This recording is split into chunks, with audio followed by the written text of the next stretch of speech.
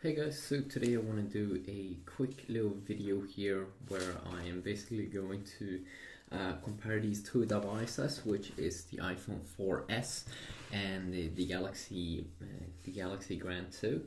It's pretty funny to compare these devices because they are costing in the same kind of price zone actually. This one costs around, I guess, $300 or something. No, maybe actually less. At a lot of places, maybe like $200.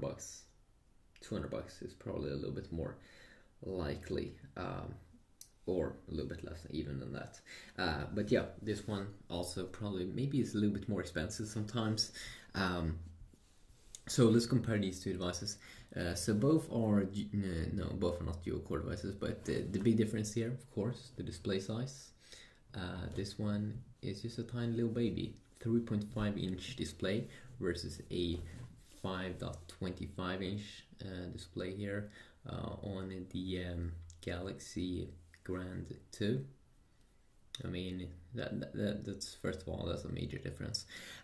Second of all, different screen resolution here, 640x960, so higher pixel density probably here than the 720p display here that you do get on this 5.25 inch phone.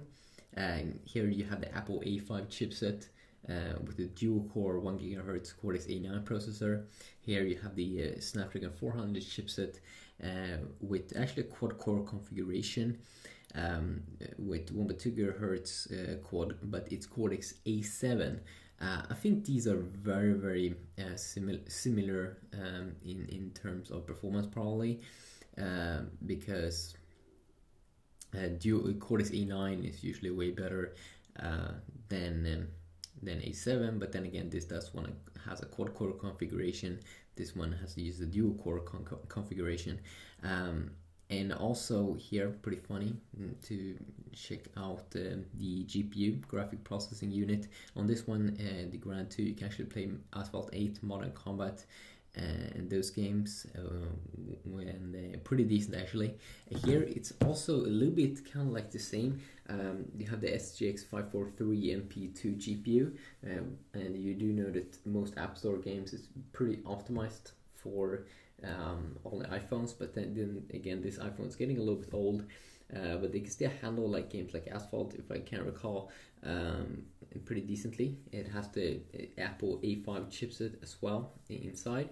And you can also see that this device actually came with, I think, iOS 5, but now you can have iOS 7 on it, and you probably also will be able to feature or run iOS 8 on this device. It's probably going to be the final operating system that you will be able to install on, let's say, an iPhone 4S.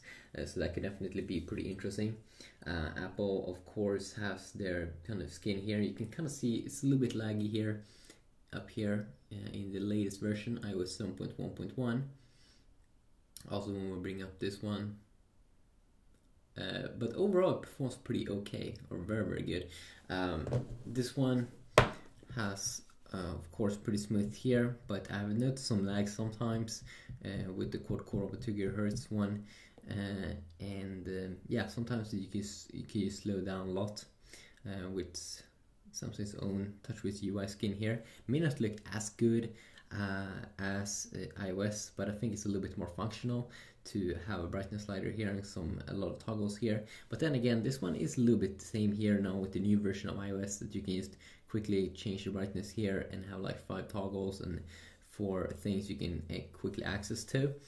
So that can definitely be some fun things. I think one of the major things is going to be, do you want a big display or do you want a small display? Both also have a camera here, which is like an 8 megapixel camera. And Apple software here just flows really nice, takes pictures quick. You can have an HDR mode, and this one is also having this HDR mode. But you can see sometimes it's a little bit too slow, random weird. I'm trying to open up the camera here. No, they didn't even tap on it. Okay, they are tapped on it, but you can see kind of like a slowdown there sometimes, which is a little bit annoying, versus the iPhone, which is like immediate response. A little bit random, you can see there again.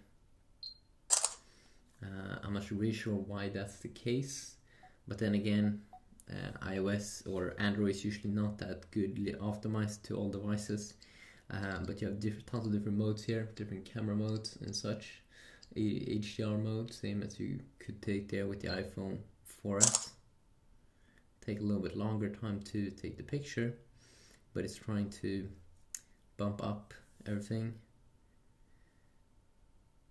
Okay, that didn't turn out to be a great picture, but still pretty funny.